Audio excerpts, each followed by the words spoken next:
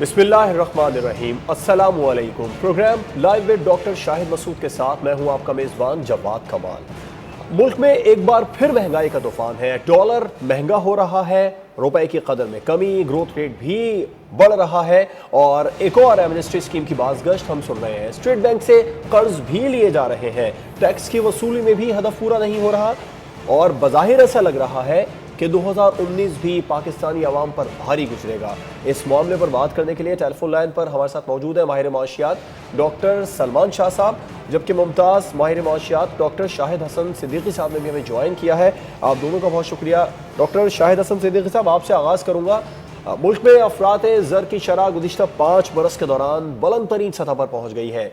रवा हुआ में पेट्रोल महंगा हुआ, डॉलर ऊपर जा रहा है, रुपया कमज़ोर हो रहा है, महंगाई आवाम के लिए सबसे बड़ा मसला बन चुकी है और मईशत की बहाली के लिए हुकूमत एक बड़ा चैलेंज है। मईशत की बहाली हुकूमत के लिए क्या कहेंगे आप? आपको लग रहा है आने वाले दिनों में हुकूमत इस चैलेंज को पूरा कर लेगी?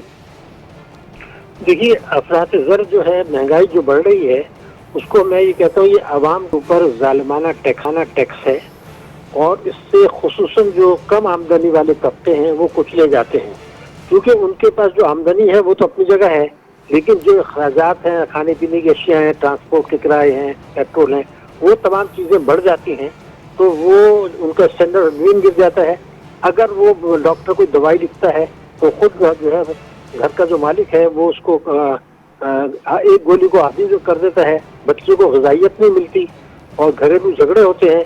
फिर जब वो घर से परेशान बच्चे बीमार को छोड़ के निकलता है, अपने दफ्तर में जाता है या अपने फैक्ट्री में जाता है, तो वहाँ उसको नफ्सियाती तौर पर थका होता है, उसकी पैदावारी यानी प्रोडक्टिविटी भी मुतासर होती है। तो ये जो नुकसानात हैं अपनी जगह, मगर आपकी ये ऑब्जर्वेशन सही है कि अगले साल भी पाकिस्तान में महंगाई ज़्यादा रहेगी। और अगर मैं आपसे ये अर्ज़ करूँ कि पिछले माली साल में जो अफरात ज़र था वो था 3.9%, जब इमरान खान साहब ने हलफ उठाया था तो वो 5.8 था, अब ये 9.4 हो गया है।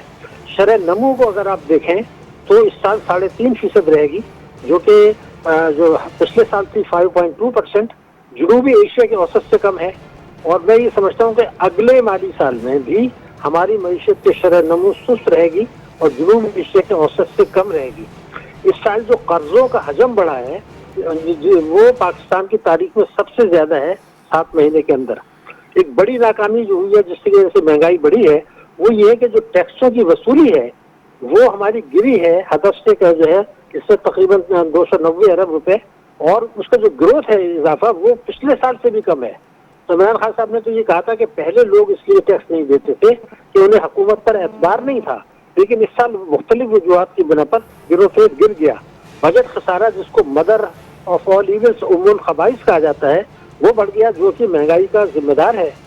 और आपने देखा कि 3,300 अरब रुपए के कर्जे लिए स्टेट बैंक से, लेकिन उसमें 2.2 अरब हमने अदा कर दिए कमर्शियल बैंकों। लेकिन जब आप नोट छापेंगे तो महंगाई का तो एक तूफान आएगा। तिजारती खसारा हमारा कम नहीं हो सका। फॉरेन डायरेक्ट इन्वेस्टमेंट जो है वो 22% कम हो गया। तो अब परेशानी की बात यह है कि जब इमरान खान साहब ने तो ये कहा था अप्रैल 18 में कि जी ये टैक्स एमनेस्टी आई थी, हम इसको रिजेक्ट करते हैं और अगर हम इख्तियार में आए तो हम इसकी दोबारा तहकीकात करेंगे।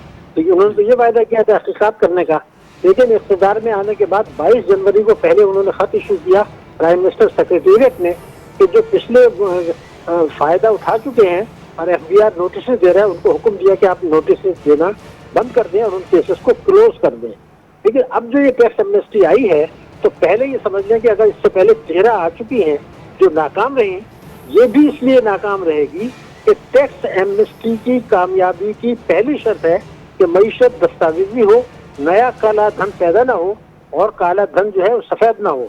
तो अगर आप लोग फ़ायदा उठाएंगे कम शरह दे के, हालांकि जो ईमानदारी से टैक्स दे रहे हैं वो 35% दे रहे हैं, इनको कम देना पड़ेगा, पहले 2 से 5% था, लेकिन नया काला धन पैदा होता रहेगा तो ये स्कीम भी नाकाम होगी। और इसमें तो ऐसा लग रहा है कि पहले जो था सियासतदानों को या सिविल मिलिट्री ब्यूरोक्रेसी को इजाज़त नहीं थी कि वो फ़ायदा उठाएं, शायद इसमें उनको भी दे दिया जाए। और एक जो जुल्म पाकिस्तान के साथ हुआ है कि सबसे बड़ी बात जो तय हुई थी वो ये हुई थी कि लूटी हुई दौलत लाई जाएगी वापस, लेकिन वो हमारे इख्तियार में तो नहीं है। लेकिन जो सेकंड ज़िमनी बजट आया اس میں ایک کلوز ڈال دی گئی ہے کہ اگر وہ پیسہ باہر رکھنا چاہیں تو رکھ لیں، یہاں پر انکم ٹیکس کمشنر جو ہے کیس اسیس کرے گا، تو لوٹی ہوئی دولت آف شور کمپنی کی اگر آپ واپس نہیں لانا چاہتے، کمپلسری ختم کر دیتے ہیں، تو وہ اس دعوے کی جو نفی ہو گئی. تو یہ وہ پریشانیاں ہیں کہ آئی ایم ایف سے بھی آپ قرضہ لے رہے ہیں، جو کہ یہ آخری پروگرام نہیں ہوگا، اور میں یہ سمجھتا ہوں کہ اس کی وجہ سے عوام کی مشکلات میں اضافہ ہوگا. تو سوائے تفصیلات کے ریمیٹنسز بڑی ہیں اور تمام دوسرے چیلنجز سے وہ برقرار ہیں، اور ہمارا کرنٹ اکاؤنٹ. ڈاکٹر سلمان شاہ صاحب، آپ اسٹیٹ بینک سے بھی قرض لیے جا رہے ہیں، نوٹ بھی چھاپے جا رہے ہیں، جس سے معیشت پر برے اثرات بھی پڑتے نظر آ رہے ہیں، اور افراط زر کی شرح 9% تک پہنچ گئی ہے، اور اس میں اضافے کا بھی خدشہ ہے. ان حالات میں یہ کہا جا رہا ہے کہ مہنگائی بھی مزید بڑھے گی، اصل مسئلہ ہے کہاں؟ لیکن پاکستان کے بے شمار مسئلے ہیں، اور ایک جو ابھی آپ بات کر رہے تھے، ایک بہت بڑا مسئلہ یہ ہے کہ ٹیکس نیٹ ہمارا بہت چھوٹا ہے، یعنی کہ بہت کم لوگ ہیں جو ٹیکس نیٹ میں ہیں، اور ان پہ ہی سارا بوجھ ٹیکسوں کا ڈالا جاتا ہے، اور جتنی آپ کی اخراجات ہیں، حکومت کے اخراجات، وہ بہت زیادہ ہیں اور ٹیکس کا ریونیو کم ہے. اب دو طریقے ہیں اس میں، ایک تو یہ ہے کہ اپنے آپ اخراجات پہ قابو پائیں اور اخراجات کو نیچے لے کے آئیں، اور دوسرا یہ ہے کہ آپ ٹیکس ریونیو کو بڑھائیں، لیکن ٹیکس ریونیو کو بڑھانے کے لیے ٹیکس نیٹ کو آپ کو بڑا کرنا پڑے گا. اور ایک دفعہ آپ کا ٹیکس نیٹ بڑا ہوتا ہے تو پھر آپ کو انشور کرنا پڑے گا کہ جو ٹیکس نیٹ میں آئیں گے پھر ان کو ریگولرلی وہ ٹیکس اپنا دیں جو ہونا چاہیے. اس کا مطلب یہ ہے کہ آپ کو ان کو ایک پچھلے کا آپ کو ایک ایمنسٹی ضرور دینی پڑے گی، ادروائز ان کے لیے ٹیکس نیٹ کے اندر آنا بڑا دشوار ہوگا. سو آئی تھنک اس پوائنٹ آف ویو سے ایمنسٹی جو ہے ایک اچھا آئیڈیا ہے، تاکہ ایک دفعہ ٹیکس نیٹ بڑھ جائے. اس کے بعد آپ کو اپنا ٹیکس کا نظام سمپلیفائی کرنا پڑے گا. اتنے ڈریکونین ٹیکس ریٹس ہیں وہ کم کرنے پڑیں گے، آپ کو ڈاکیومنٹیشن جو ہے وہ اس کو آسان بنانا پڑے گا، اور ایز آف پیئنگ ٹیکسز میں آپ کو بہت سی اصلاحات کرنی پڑیں گی. اس وقت ہمارا 172واں نمبر ہے دنیا میں tax ease of paying taxes کا، یعنی کہ اگر آپ ٹیکس دینا بھی چاہیں تو بڑا مشکل ہے ٹیکس دینا. تو یہ بہت سے ڈفرینٹ ایریاز ہیں جس میں آپ کو کام کرنا پڑے گا، اور ٹیکس نیٹ کو بڑھانا بھی ایک بہت امپورٹنٹ کام ہے. اس کے ساتھ ساتھ آپ بات کر رہے ہیں انفلیشن کی. اب انفلیشن جو ہے پاکستان میں، انفلیشن چند چیزوں سے بہت زیادہ آتی ہے، اور ایک اس میں تیل کی قیمتیں ہیں، اور اس کے ساتھ اگر ڈی ویلیویشن ہو جائے تو وہ پھر بہت زیادہ ایک دم انفلیشن جو ہے وہ اسپریڈ کرتی ہے. لیکن اگر تیل کی قیمتیں آگے چل کے نیچے آ جاتی ہیں تو پھر اس میں ٹھہراؤ ہو سکتا ہے. دوسری چیز یہ ہے کہ اس وقت جو آپ کا ٹیکس کا آیا ہے، انفلیشن کا نمبر آیا ہے، اس میں سیزنیلٹی بھی خاصی ہے، کیونکہ اس میں بہت سے فوڈ آئٹمز ہیں جن کی پرائسز اس وقت اونچی ہیں. جب ان کا کراپ وغیرہ آئے گا تو وہ نیچے بھی آ سکتی ہیں. تو آئی تھنک کہ اس وقت بہت سی چیزیں اکٹھی ہو رہی ہیں، اور اس کا ایک امپیکٹ جو ہے وہ آ رہا ہے، اور ظاہر ہے کہ عوام کے اوپر وہ سارا بوجھ بڑھ رہا ہے. آپ یہ بھی دیکھ رہے ہیں کہ بجلی کا نظام میں اتنی زیادہ کمزوریاں ہیں کہ چوری بھی ہے، اس میں لیکیج بھی ہے، اس میں آپ کرپشن بھی ہے، پھر اس میں ریسیویبلز بل جو آپ کرتے ہیں اس کی واپسی بھی نہیں ہوتی، پھر آپ کا سرکولر ڈیٹ جو ہے وہ 1500 ارب پہ پہنچا ہوا ہے. تو وہ ایک نظام جو ہے وہ بالکل ختم ہو چکا ہے، اور اس کو آپ کو دوبارہ سے بنانا پڑے گا، اور ایک فعال نظام بنانا پڑے گا جس میں بالکل سرکولر ڈیٹ بڑھ رہا ہے، مسائل بڑھ رہے ہیں، وہ جو دعوے معیشت کے بارے میں حکومت نے کیے تھے وہ پورے نہیں کر پا رہی ہے. صدیقی صاحب، حکومت ٹیکس وصولی میں بھی اہداف پورے نہیں کر سکی ہے، جس سے معیشت کو سنگین خدشات اب لاحق ہو چکے ہیں، اور اس کے علاوہ ایک اور ٹیکس ایمنسٹی اسکیم متعارف کروانے کا کہا گیا. سب سے بڑی مخالف جماعت تھی ٹیکس ایمنسٹی اسکیم کی پاکستان تحریک انصاف. معاشی بحران یہ آج کا نہیں ہے، گزشتہ 4 دہائیوں کا ہے یہ معاشی بحران. لگ رہا ہے حکومت تیاریوں کے ساتھ نہیں آئی، تیاریوں میں کمی لگ رہی ہے حکومت کی. نہیں، دیکھیے بنیادی بات یہ ہے کہ عمران خان صاحب نے الیکشن سے پہلے یہ کہا تھا کہ ہم 100 روز کے اندر، اقتدار میں آنے کے 100 روز کے اندر، نمبر 1 ہمارا مقصد ہوگا قرضوں پر انحصار کم کرنا، دوسرا معیشت کو بحال کرنا. اس کے لیے ہم انصاف پر، عدل پر، جسٹس پر مبنی ٹیکسوں کا نظام نافذ کر دیں گے. یہ وہی چیز ہے جو ڈاکٹر صاحب بات کر رہے تھے کہ آپ کو ٹیکس نیٹ بڑھانا ہے، تو بالکل صحیح کہا تھا انہوں نے، لیکن سوال یہ ہے کہ ٹیکس نیٹ بڑھانا، ٹیکسوں کا منصفانہ نظام وضع کرنا، ہر قسم کی آمدنی پر ٹیکس لگانا، معیشت کو دستاویزی بنانا، یہ وہ بنیادی چیزیں ہیں عدل پر مبنی ٹیکس نظام کی جو 100 دنوں میں انہوں نے کرنے ہیں، تو 7.5 مہینے ہو گئے نہیں کیے، اب بھی نہیں ہوگا اور غالباً 2023 تک بھی نہیں ہوگا، کیونکہ اس کے لیے ان کی اپنی وفاقی کابینہ ہی تیار نہیں ہے، صوبائی کابینہ پنجاب کی بھی تیار نہیں ہے، سندھ کی بھی تیار نہیں ہے، کے پی کی بھی نہیں ہے۔ تو اگر یہ آپ عدل پر مبنی ٹیکسوں کی پالیسی نہیں لاتے تو اگلے 5 برسوں میں معیشت میں بہتری نہیں آئے گی۔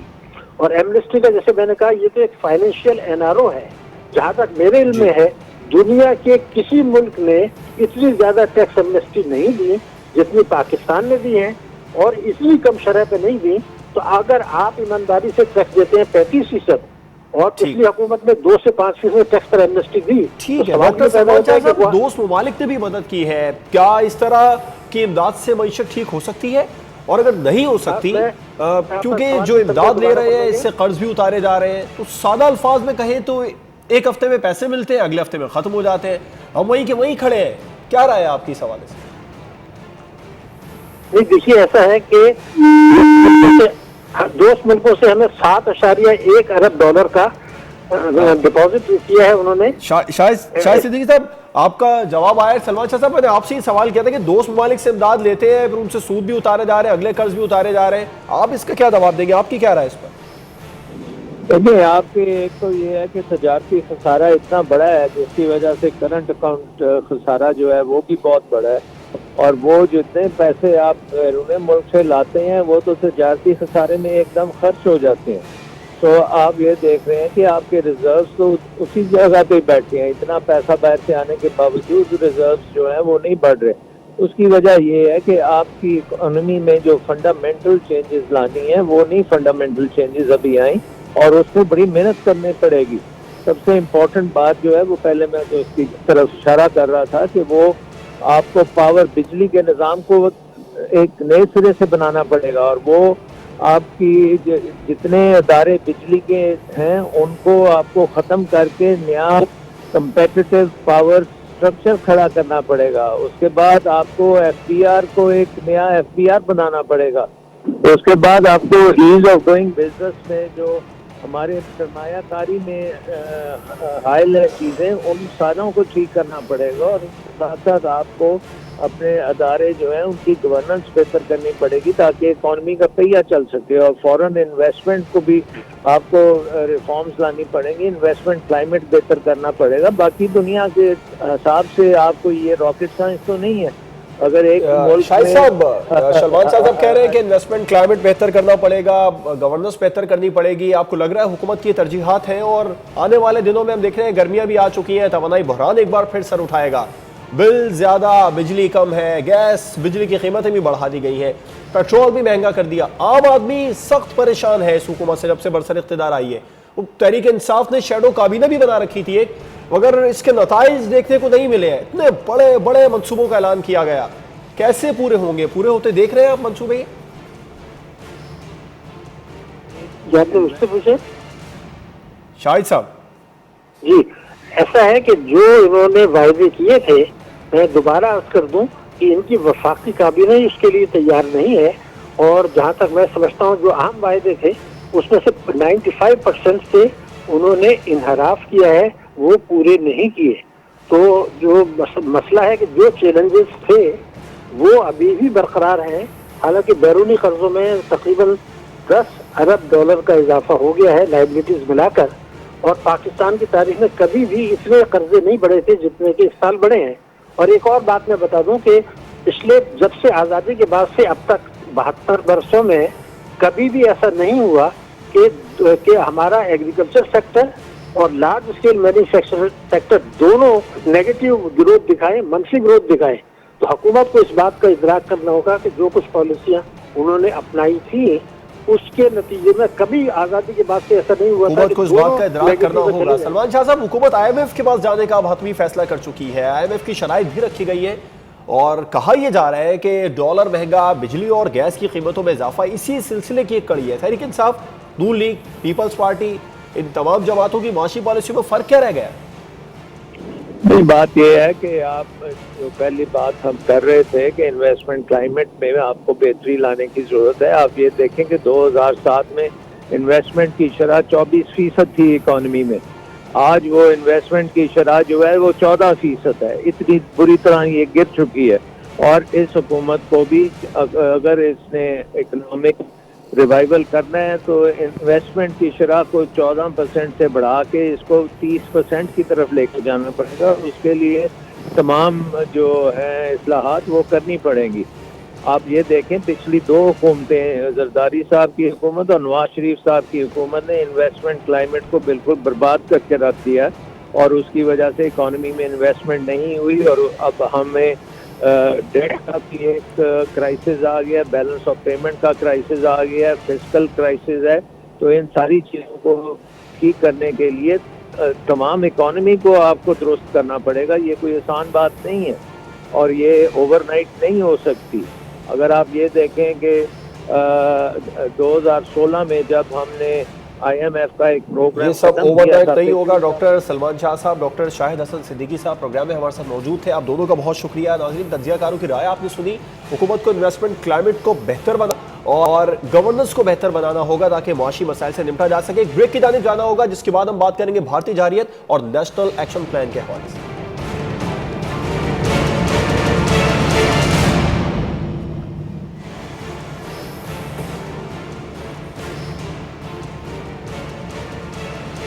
Welcome back. بھارتی جارحیت کا سلسلہ جاری ہے. گزشتہ دنوں کے دوران LOC پر بھارتی فوج نے دہشت گردی کی. مودی کے سر پر جنگی جنون سوار ہے اور بھارتی انتخابات تک مودی کی جارحیت کے خطرات بھی موجود ہیں. اس پر بات کرنے کے لیے ہمارے ساتھ موجود ہیں، لاہور سے ہمیں جوائن کیا ہے بریگیڈیئر ریٹائرڈ سید غضنفر علی صاحب نے، جبکہ اسلام آباد میں ہمارے ساتھ موجود ہیں بریگیڈیئر ریٹائرڈ آصف ہارون صاحب. آپ دونوں کا بہت شکریہ.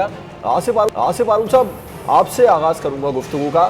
بھارتی الیکشن کے باعث مودی کا رویہ جارحانہ ہے اور مزید بڑھتا جا رہا ہے یہ جارحانہ رویہ. جب تک انتخابات کے بادل منڈلا رہے ہیں، بھارت کی جانب سے جارحیت کا خطرہ بھی ہے. مودی پاکستان دشمنی میں تمام حدیں پار کر کے انتخابات سے قبل مقبولیت حاصل کرنا چاہتے ہیں. کس طرح دیکھ رہے ہیں آپ اس معاملے کو؟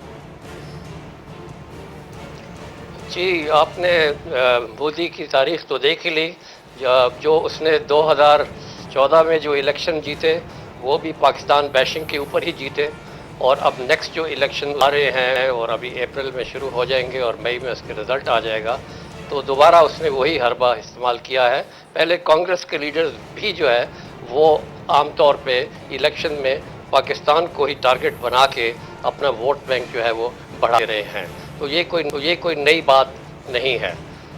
مسئلہ سارا یہ ہے کہ جو مودی ہے وہ ایک BJP کا ہے اور ایک RSS کا ایک پرانا ممبر ہے، اور ان کے عزائم جو ہیں وہ بڑے خطرناک ہیں مسلمانوں کے لیے بھی، انڈین مسلمز کے لیے بھی اور پاکستان کے لیے بھی. کیونکہ RSS کا جو ایجنڈا ہی وہ ہندوتوا ہے، وہ اسی کی نظر میں ہر چیز وہ دیکھ رہے ہیں.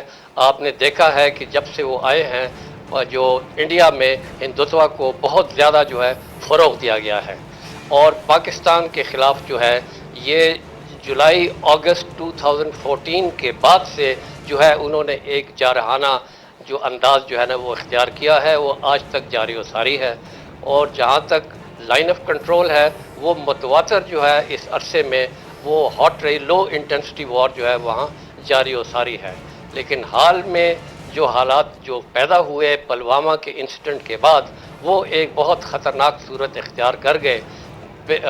پھر لگتا ایسے ہے کہ بالکل خطرناک صورتحال اختیار کر گئے. آپ نے پلوامہ حملے کا ذکر کیا غضنفر صاحب. پلوامہ حملے سے متعلق بھارتی ڈوزیر بھی دیا گیا. پاکستان نے مخلصانہ کوششیں کی، مکمل تحقیقات کی، مگر بھارت کے تمام الزامات جھوٹے ثابت ہوئے ہیں. پاکستان کی جانب سے کہا گیا کہ ٹھوس ثبوت دیں، مگر بھارت ٹھوس ثبوت نہیں دے رہا، صرف الزام تراشی ہی کر رہا ہے، تو ہمیشہ کرتا رہا ہے. صورتحال پر آپ کا تجزیہ کیا ہے؟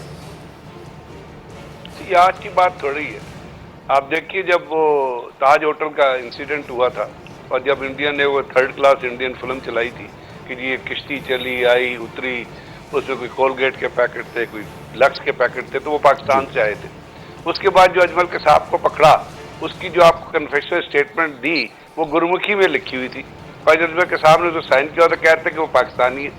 اس سے اور آگے چلے تو پٹھان کوٹ کا انسیڈنٹ دیتے पठानकोट का जब वाकया हुआ था तो आपको याद है पाकिस्तान से एक टीम गई थी जिसने पठानकोट के साइट का विजिट किया था।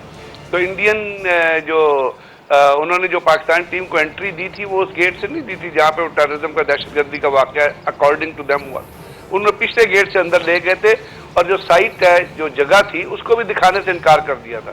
और पठानकोट के ऊपर इंडियन आर्मी और इंडिया के national security adviser Ajit Kumar devil, इसके दरमियान 44 से कोई 26 घंटे तक कोई ऑपरेशन नहीं हो सका था। वहाँ पे स्टैटिक पोजीशन रही थी, जैसे थी दहशतगर्द मार रहे थे तो मार रहे थे।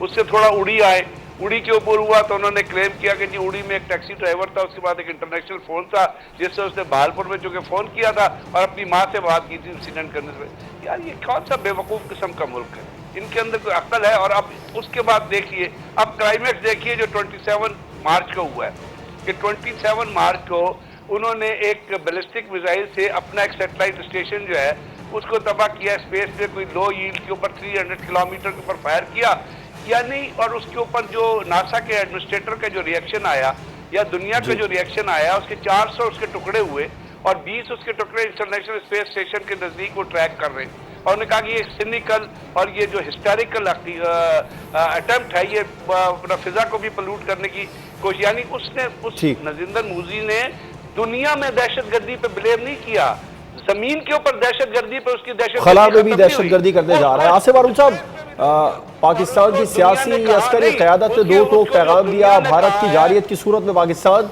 अपने दिफा कहाँ रखता है और भरपूर जवाब देता है। पाकिस्तान मुज़ाकरात की बात करता है मगर हिंदुस्तान की हरदर्मी बरकरार है।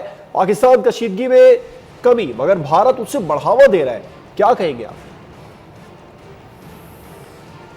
देखिए जी, मैं तो सबसे पहले बड़ा साफ बात करूंगा कि ये जो मुज़ाकरात वाली जो बात है, ये एक बिल्कुल महज एक ढकोसला है।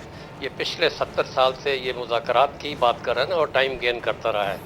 और जब भी वो देखता है कि जो वो फंस गया है तो वो फिर वो बातचीत कर देता है। हम उसी में खुश हो जाते हैं कि हमारी बड़ी डिप्लोमेटिक विक्ट्री हुई है। लेकिन क्या आज तक कोई डायरेक्ट बायलैटरल डायलॉग के ज़रिए हम कोई हल इंडिया ने आज तक हल किया है या आइंदा हमें को उम्मीद है? कश्मीर का सबसे बड़ा डिस्प्यूट है, उसके अलावा सियाचिन है, सरक्रीक है, वाटर टेररिज्म है, इस तरह के मसले हैं। तो वो तो किसी सूरत में डायलॉग के ज़रिए बात जो मानेगा नहीं। हम सिर्फ ये है कि एक डिप्लोमेटिक सतह के ऊपर जो एक ज़रूरत है दुनिया की कि हाँ जी आप डायलॉग की एक बात करें। लेकिन जिस तरीके से ये हमारा ये दुश्मन है, ये नेबर है, जो उसकी मेंटल साइकोलॉजी है, वो कभी भी जो है ना इस बात को नहीं मानेगा। अगर कोई हमने हल ढूंढना है तो वो एक तीसरा फरीक आएगा, वो मीडिएटर के तौर पर वही करेगा, और वो अमेरिका नहीं कर सकता, क्योंकि अमेरिका जो है वो अभी बिल्कुल अया हो गया है। उसमें कोई शक शुबा नहीं होना चाहिए कि वो इंडिया के साथ है। वो कोई ऐसा कदम नहीं उठाएगा जो कि वो इंडिया को नाराज करे। और बिल्कुल अमेरिका भारत के साथ है और बिल्कुल अया हो चुका है तमाम तर सूरत हाल में। पाकिस्तान भारत को डायलॉग की टेबल पर लाना चाहता है, भारत अपनी हरधर्मी दिखा रहा है, लाइन ऑफ कंट्रोल पर भी, टेबल पर भी। एक ब्रेक की जानिब जाएंगे, उसके बाद बात करेंगे नेशनल एक्शन प्लान के हवाले से।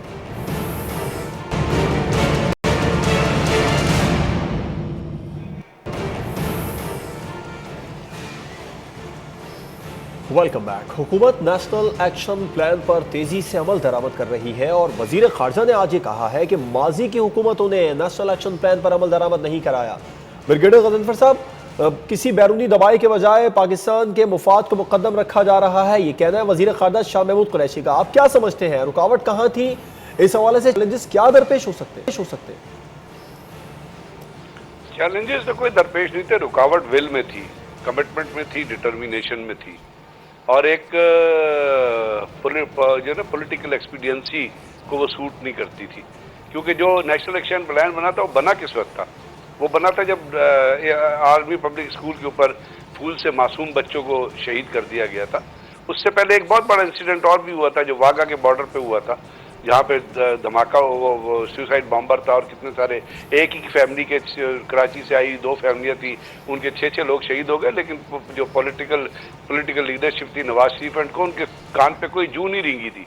ये तो वो बच्चे थे जिसकी वजह से वो मजबूर हो गए कि कुछ ना कुछ काम करें, अदरवाइज उनका कोई डिटर्मिनेशन नहीं थी कि जिसके खिलाफ उन्होंने कोई काम करना है। अब वो कर तो दिया पब्लिक प्रेशर के ऊपर, लेकिन आप देखिए कि उस 3-5 सालों में جو سب سے بڑا آپ کو ضرورت ہوتی ہے کسی بھی دہشت گردی کے واقعے کو کنٹرول کرنے کی، اس میں ہوتا ہے آپ کا بہت فال نیٹ ورک، ایک بڑا افیکٹو انٹیلیجنس نیٹ ورک آپ کو چاہیے ہوتا ہے، جس کے لیے نیکٹا کو جو ہے وہ عمل میں لایا گیا تھا. لیکن آپ دیکھ لیجئے کہ دور حکومت میں نیکٹا کو کتنے فنڈ دیے گئے تھے.